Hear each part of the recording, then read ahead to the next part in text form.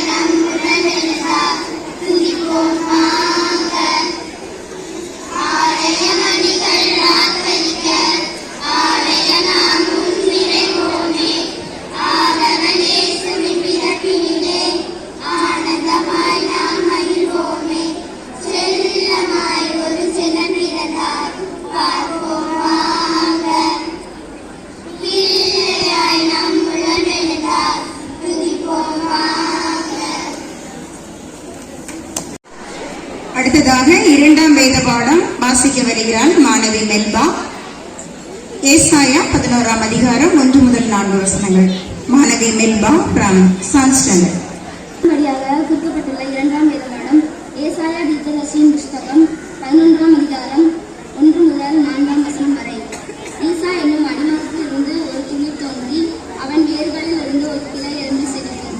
ஞானத்தையும் அறிவையும் உணர்வும் அருளும் ஆவியும் ஆலோசனையும் பலனையும் அருளும் ஆவியும் அறிவையும் கர்த்தருக்கு பயப்படுகிற பயத்தையும் அருளும் ஆவியும் கர்த்தருடைய ஆவியானவர் அவர் மேல் தங்கியிருப்பார். கர்த்தருக்கு பயப்படுகிறார் அவருக்கு உகந்த வாசனையாக இருக்கும். இதனைத் தொடர்ந்து 7ஆம் வகுப்பு மாணவிகள் ஸ்டோரி ஒன்று சொல்ல போகிறேன் என்ற பாட வருகிறார்கள்.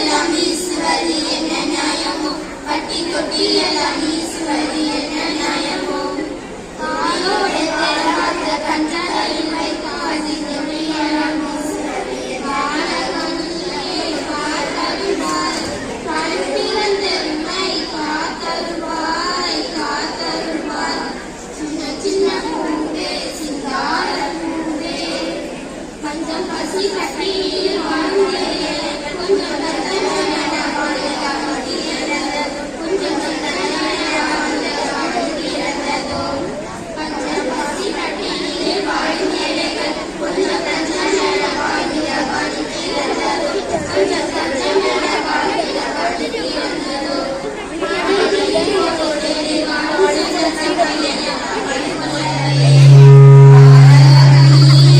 காத்தருள்வாய் கண் திறந்தெம்மை காத்தருள்வாய் காத்தருள்வாய் சின்ன சின்ன பூவே சிங்கார பூவே உன்னை எண்ணி அழைப்பேனோ பாலகா உன்னை எண்ணி அழைப்பேனோ கன்னிமரி கனியே கார்த்திகை விளக்கே உன்னை எண்ணி புகழேனோ என் உள்ளமெல்லாம் எண்ணி எண்ணி மகிழ்வேனோ சின்ன பூவே சிங்கார பூவே மாணவி ஜோஸ்லின் from English medium. அதனைத் தொடர்ந்து 6th to 8th standard English medium students get ready for singing கொட்டும் பனியில் குளிர் நிலா. The Bible reading is taken from Luke chapter 2 verses 1 to 7.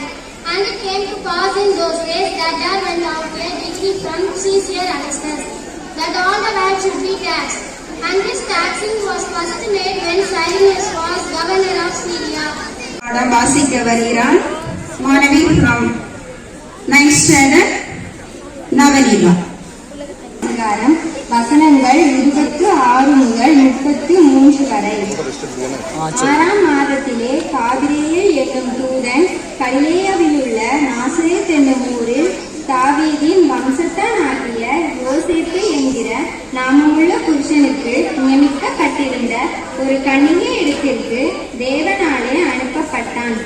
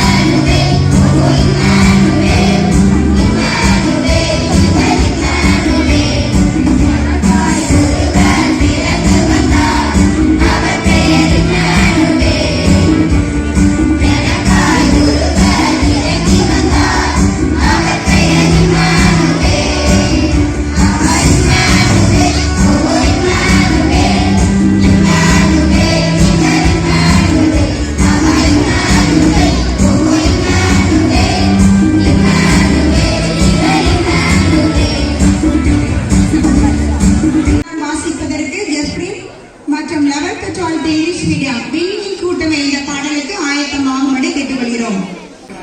லூக்கா எழுதின சுவிசேஷம் 2ஆம் அதிகாரம் 8ஆம் வசனம் முதல் 12ஆம் வசனம் வரை. அப்பொழுது அந்த நாட்டிலே மேய்ப்பர்கள் வயல்வெளியில் தங்கி ராத்திரியிலே தங்கள் மந்தையை காத்துக் கொண்டிருந்தார்கள். அவ்வேளையில் கர்த்தருடைய தூதன் அவர்களுக்கு வந்து நின்றார். கர்த்தருடைய மகிமை அவர்களை சுற்றிலும் பிரகாசித்தது. அவர்கள் மிகவும் பயந்தார்கள். தேவதூதன் அவர்களை நோக்கி, பயப்படாதீர்கள், இதோ எல்லா ஜனத்துக்கும் மிகுந்த சந்தோஷத்தை உண்டாகும் நற்செய்தியை உங்களுக்கு அறிவிக்கிறேன்.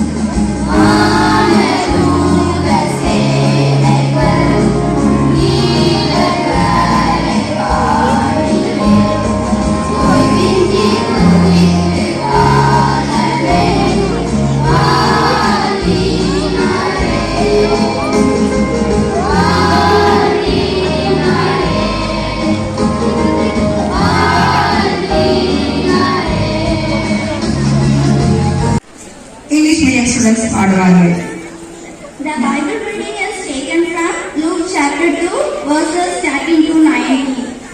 And suddenly there was with the angels a multitude of heavenly hosts praising God and saying, Glory to God in the highest on earth peace, Godward toward men. And it came to pass as the angels were gone away from them into heaven, the shepherds said one to another, Let us now go even unto Bethlehem and see the King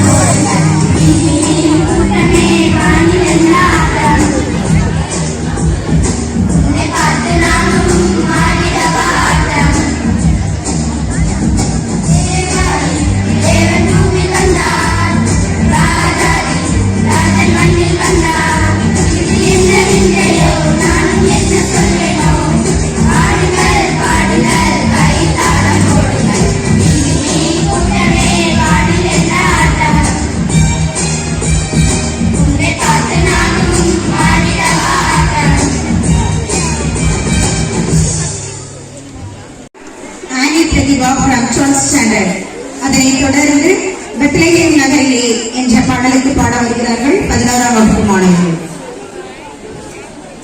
வாசிக்கும்படியாக குறிக்கப்பட்ட வேத பாடம் எசாயா 9ஆம் அதிகாரம் 2 முதல் 7 வசனங்கள். எசாயா 9ஆம் அதிகாரம் 2 முதல் 7 வசனங்கள். இருளில் நடக்கிற ஜனங்கள் பெரிய வெளிச்சத்தை கண்டார்கள்.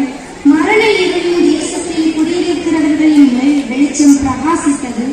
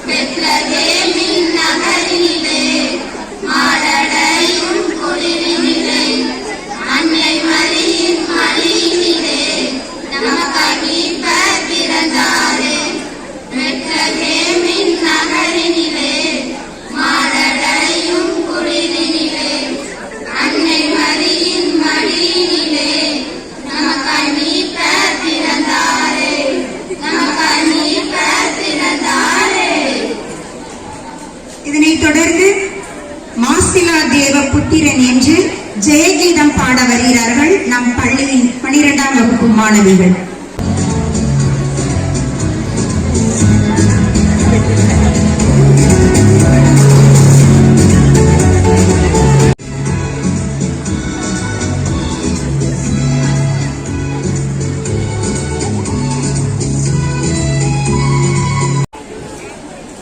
வாசிக்கும்படியாக குறிக்கப்பட்ட வேத பாடம் எசாயா 9ஆம் அதிகாரம் 2 முதல் 7 வசனங்கள்.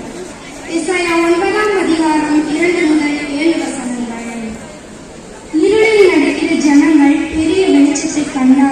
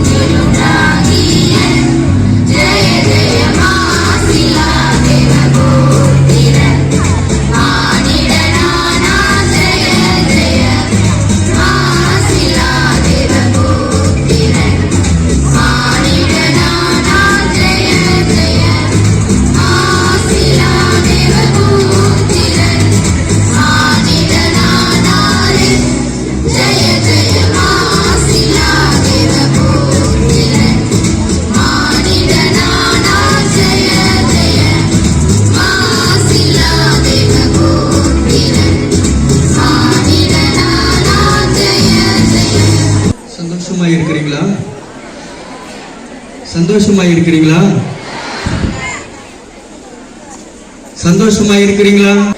கிறிஸ்துமஸ் நிகழ்ச்சிக்காக கூடி வந்திருக்கிறோம். நீங்க கிளாஸ் கிடையாது, அதனால சந்தோஷம். அப்படிதானே? எங்களுக்கு ஏதாவது கிடைக்கும், அதனால சந்தோஷம். அப்படிதானே? இல்லையா? சரி, கொஞ்சம் அமைதியா இருங்க. ஒரு 5 நிமிஷத்துல முடிச்சோம். ஓகே? இயேசு கிறிஸ்துவினுடைய பிறப்பு அது ஒரு சரித்திரத்தினுடைய ஒரு நிகழ்வு. உலகத்துல எத்தனையோ விதமான காரியங்கள் இருக்கிறது. எல்லாவற்றிற்கும் ஒரு சரித்திரம் உண்டு. இன்று 2024 வருடம். கிறிஸ்து பிறந்த பின்பு 2024 வருடம். சரித்திரத்தை அளவுகோல் இடுவது கிறிஸ்துவினுடைய பிறப்பு. யோசித்து பாருங்க. இன்னைக்கு யாராவது எழுதினாங்கன்னா கிபி கிறிஸ்து பிறந்த பின், அதற்கு முன்பு கிறிஸ்து பிறந்த முன்பதாக கிமு. நீங்க படிச்சிருக்கிறீங்க. அப்போ இயேசுவினுடைய பிறப்பு தான் சரித்திரத்தை இரண்டாக பிரித்தது என்பதை நாம் அறிய முடியும். அதனால இயேசுவினுடைய பிறப்பு ஒரு சிறப்பான அடையாளம். இயேசுவின் பிறப்புல அது மாத்திரமல்ல, நிறைய நிகழ்வுகள் நடைபெறுகிறது. அதுல ஒரு சில வார்த்தைகளை மாத்திரம் நான் உங்களுக்கு மீண்டுமா ஞாபகப்படுத்துகிறேன். ஒரு வசனம் சொல்லுது, இதோ எல்லா ஜனத்துக்கும் மிகுந்த சந்தோஷம். நான் பொருளாதாரத்திலே பின்தங்கியவள் தான் என்னை ஆண்டவருக்கு பிடிக்கும். ஆகையால் எனக்கு எந்த விதத்திலும் நான் என்னுடையவன் என்கிற சூழ்நிலையிலிருந்து ஆண்டவர் எனக்காக பிறந்திருக்கிறார் என்பதுதான் கிறிஸ்துமஸ். பயப்படாதிருங்கள் என்று சொல்லி வெளிச்சத்தை கொடுக்க வந்த ஒளி என்பதை உறுதிப்படுத்தினது போல இருளாய் கிடக்கிற எங்கள் வாழ்க்கையும் வெளிச்சமாய் மாற்றும் என்று சொல்லி நோக்கி பார்க்கிற பிள்ளைகளுக்கு வெளிச்சம் உதைக்கட்டும். இயேசுவின் நாமத்தில் ஜெபிக்கிறோம் நல்ல பிதாவே, ஆமென். அன்பான மாணவ செல்வங்கள், இதுவரைக்கும் அமைதி காத்து நம்முடைய கிறிஸ்துமஸ் கீத ஆராதனை சிறப்பாக முடிக்க செய்தார். நம்ம எல்லாம் வல்ல இறைவனை நாம ஆண்டவராய் இயேசுவை நன்றி செலுத்துவோம். இயேசுவுக்கு நன்றி செலுத்துவோம். அவர்களை ஜெபசன் ஐயா அவர்களை இங்கே அனுப்பி வைத்திருக்கின்றார்கள். நமது பள்ளியின் சார்பாக, ஆசிரியர் பெருமக்களின் சார்பாக, அலுவலக ஊழியர்களின்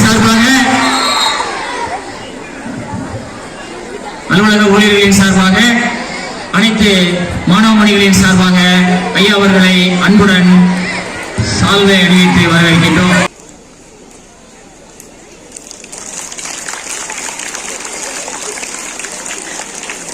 இருந்தாலும் உங்களை அன்பு பரிசு உங்களுக்கு தர வேண்டும் என்பதற்காக இங்கே வருகின்றுள்ளார்கள். அவர்கள் ஏதோ வெளிநாட்டிலிருந்து வந்ததாக எங்களது ஆசிரியர் கூறினார். அவர் உங்களுக்கு அதற்குரிய விளக்கத்தை கூறுவார். எந்த நாட்டிலிருந்து, எந்த கப்பலுக்கடி, எந்த விமானத்தில் ஏறி இங்கே வந்திருக்கின்றார் என்று மிக அருமையாக அவர்களை இன்னும் உற்சாகமாக கைதட்டி அவர்களை நாம் அன்புடன் வரவேற்போம். ஒரு சேர் போடுங்க. அவர்களது பாசை நமக்கு புரியாது, அவர் வரலாற்று ஆசிரியர்களுக்கு மட்டுமே புரிந்த ஒன்று. எனவே வரலாற்று ஆசிரியர் நமது சிவராஜ் அவர்களிடம் அவர்களை வரவேற்று பேசும் பொறுப்பை அன்புடன் ஒப்படைக்கின்றேன். ஐயோ, ஏதோ சொல்லுதாங்க, யாருக்கா தெரியுமா?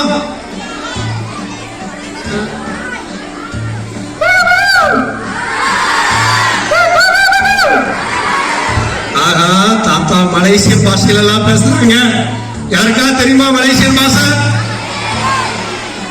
தெரிஞ்ச யாரா இருக்கீங்களா? எனக்கு கொஞ்சோண்டு தெரியும். தாத்தா என்ன சொல்றாங்கன்னா, உங்களை பார்த்ததுல மிக்க மகிழ்ச்சிங்க.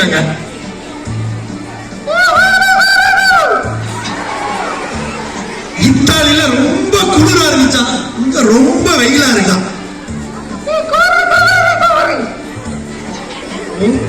உங்க நாட்டுல வந்ததுல எனக்கு ரொம்ப கருத்துட்டேங்க.